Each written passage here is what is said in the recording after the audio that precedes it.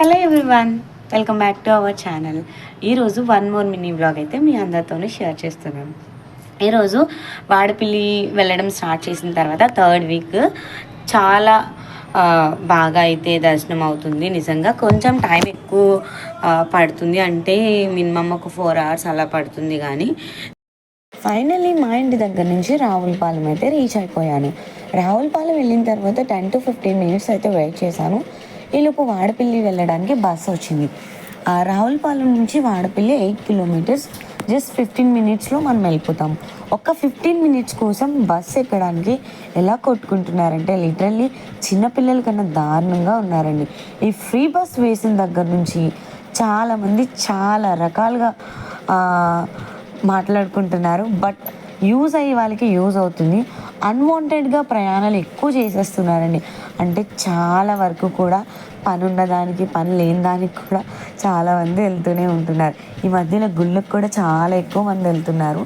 1 year నుంచి నేను వెళ్తున్నాను, కానీ వాడపల్లి ఇంత క్రౌడ్ ఎప్పుడూ చూడలేదు. మార్నింగ్ టైము, ఈవినింగ్ టైం అయినా. ఫైనల్లీ వాడపల్లి అయితే రీచ్ అయిపోయాను. ఫ్రీ బస్ వేయడం మంచిదా వేయకపోవడం మంచిదా అనేది కమెంట్ సెక్షన్లో కమెంట్ చేయండి.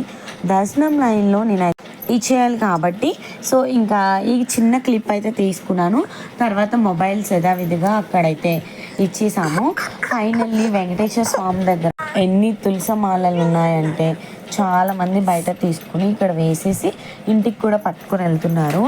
నేను ఆల్మోస్ట్ ఇంటి దగ్గర 9కి బయలుదేరాను. రావులపాలెం వెళ్ళేసరికి 11:30, 12 అలా అయ్యింది. వాడపల్లి వెళ్ళేసరికి 12:30, 1కి కరెక్ట్గా నేనైతే ప్రదక్షిణలు స్టార్ట్ చేశాను. 44 minutes పట్టింది. నాకు చాలా పెయిన్స్ అయితే వచ్చాయి కాళ్ళు. బట్ ఆ వెంకటేశ్వర స్వామి దయ వల్ల చాలా చక్కగా అయితే దర్శనం కంప్లీట్ అయిపోయింది. 2.5 hours అలా పట్టింది.